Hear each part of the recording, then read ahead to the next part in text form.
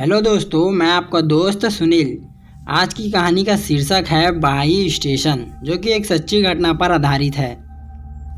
इस कहानी में आगे बढ़ने से पहले अगर आपने हमारा चैनल सब्सक्राइब नहीं किया है तो कर ले और बेल आइकन को भी ज़रूर दबाएं। तो चलिए बढ़ते हैं आज की कहानी की ओर। ट्रेन के बार बार रुकने से ट्रेन में सवार कर रहे यात्रीगण बहुत परेशान हो रहे थे। ट्रेन पहले ही अपने निर्धारित समय से 3 घंटा लेट चल रही थी। अगले आधे घंटे में ट्रेन फिर से रुकी, मगर इस बार एक छोटे से स्टेशन पर।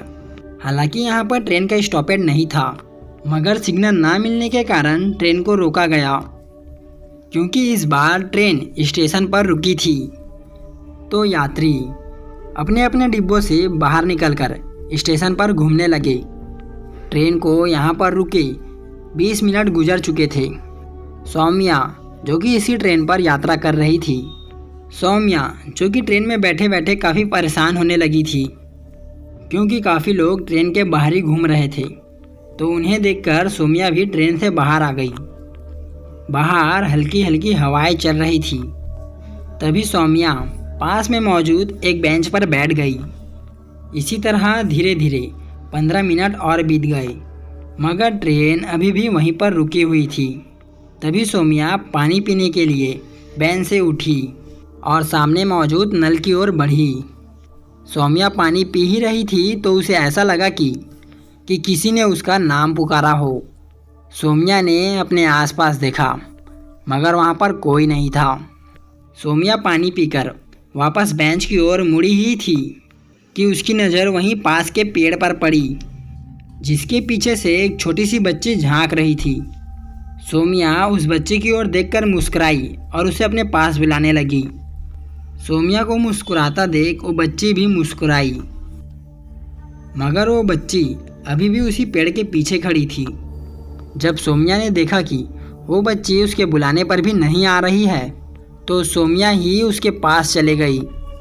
जब सौम्या उस बच्ची के पास चले गई तो उस बच्ची ने सौम्या से कुछ बोला, मगर सौम्या को उस बच्ची की बात कुछ समझ नहीं आई। वो बच्ची के इशारे से कुछ पता चला कि वो बच्ची सौम्या से कुछ खाने को मांग रही है। वो बच्ची अभी भी पेड़ के पीछे ही खड़ी थी। तभी सौम्या ने अपने बैग से एक चॉकलेट निकाली और उस बच्ची की ओर बढ़ी कि वो बच्ची एकदम से सौम्या के हाथ से चॉकलेट लेकर उस अंधेरे में गायब हो गई। वहीं सौम्या ये देखकर हैरान थी कि उस बच्चे के पैर नहीं थे, मानो वो तो हवा में उड़ रही थी। उसके बाद ही सौम्या तुरंत ही अपने ट्रेन के डिब्बे में आकर बैठ गई। कुछ ही देर में ट्रेन भी खुल गई। अभी भी सौम्या डरी और सहमी हुई थी और वो उस बच्चे के बारे में ही सोच रही थी। तकरीबन आधे घंटे के बाद जब सौम्या ट्रेन के खिड़की के बाहर की ओर देख रही थी कि तभी वो बच्ची सौम्या को फिर दिखी। वो बच्ची ट्रेन के साथ साथ चल रही थी। तभी सौम्या ने वहाँ पर मौजूद कुछ अन्य यात्रियों से कहा, देखो ये क्या उड़ रहा है बाहर। मगर यात्रियों ने कहा, बाहर तो कुछ भी नहीं है। मगर सौम्या को वो बच्ची अभी भी दिखाई दे रही थी। वो बच्ची अभी भी कुछ खाने को ही मांग रही थी। लिहाजन सौम्या के पास जो कुछ भी खाने को था, उसने तुरंत ही ट्रेन के खिड़की से नीचे की ओर फेंक दिया।